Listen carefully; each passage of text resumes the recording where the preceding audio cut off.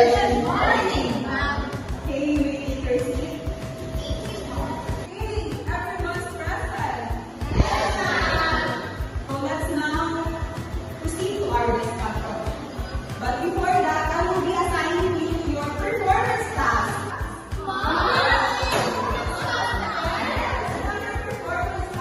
So, your performance task, you will form groups of 4 to 6 members. So, kindly choose your members now.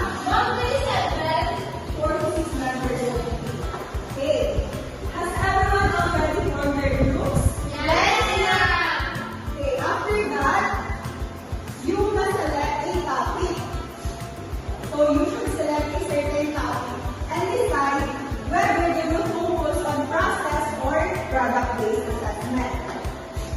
Guys, I need your suggestions in using our topics for anyone. Historical events. How about executing stereotypes? The first mass. Or maybe we can research sa external background of our hero.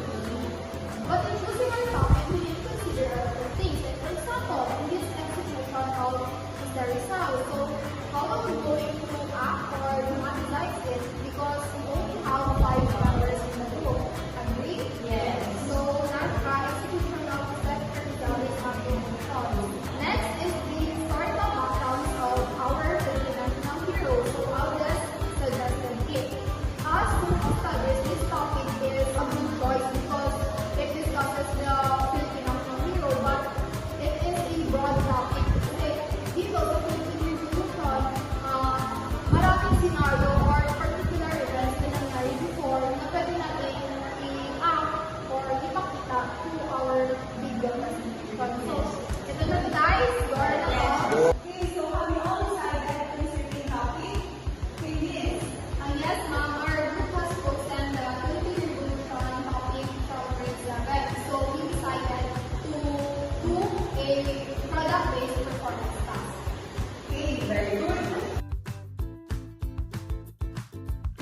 In designing and creating a performance task, we should consider a step-by-step process. And the first step that we have is identifying the learning objectives.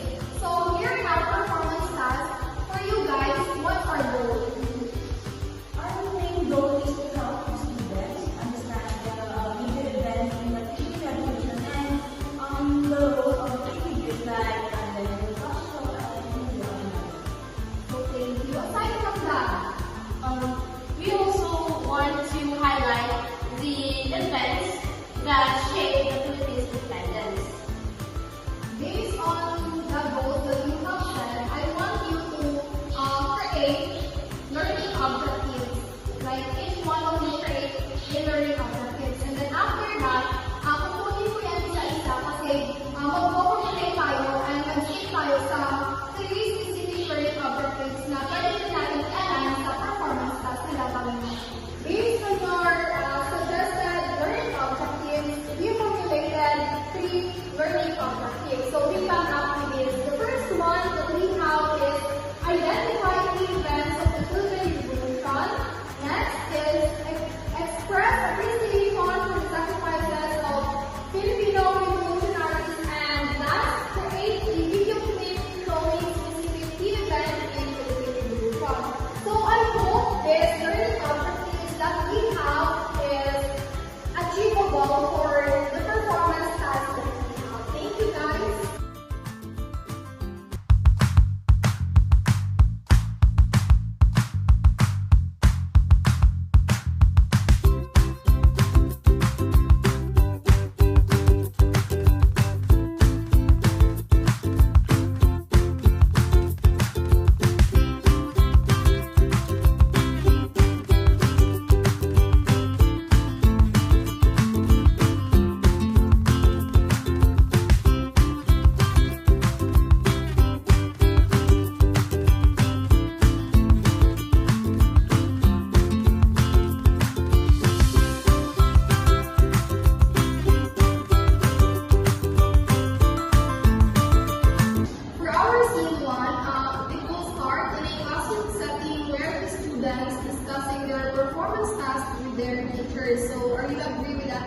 Yes.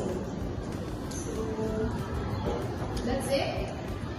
Since now we are done on making our script, let's now proceed on distributing the roles of our projects.